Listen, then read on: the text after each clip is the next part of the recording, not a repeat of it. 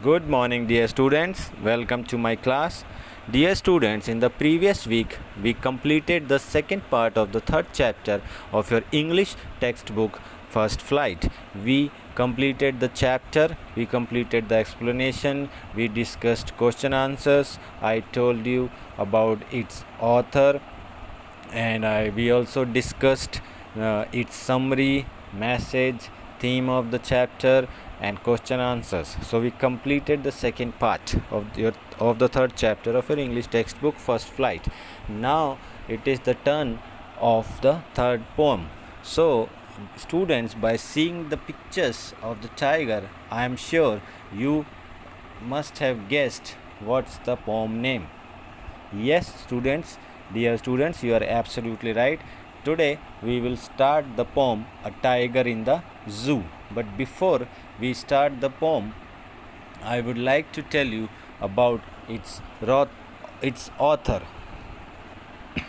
Students, the poem A Tiger in the Zoo is written by Leslie Norris. Yes, Leslie Norris is the name of the author. So I would like to tell you about the brief introduction of Leslie Norris. Leslie Norris was a famous Welsh poet and short story writer. He was born in 1921 in Wales.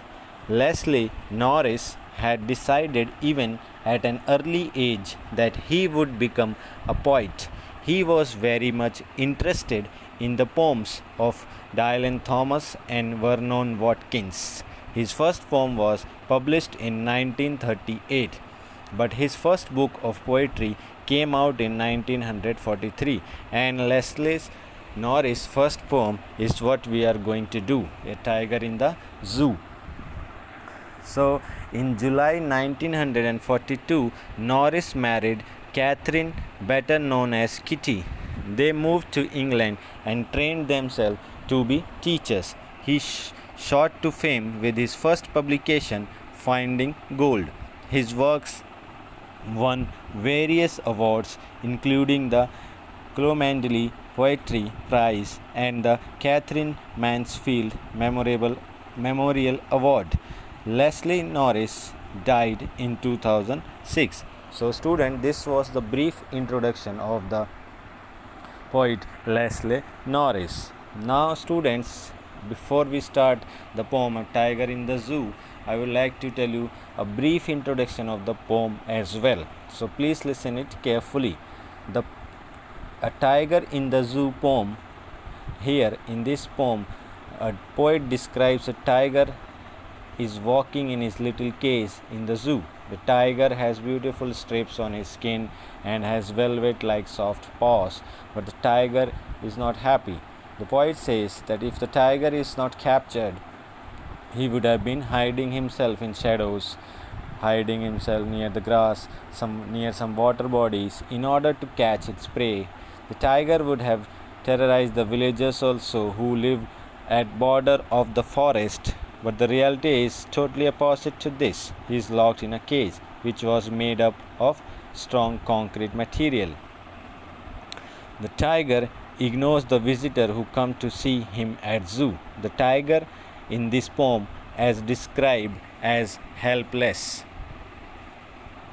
During night, the tiger hears the voice of the patrolling vehicles and he looks at the bright stars. The cage life has totally changed the tiger's personality.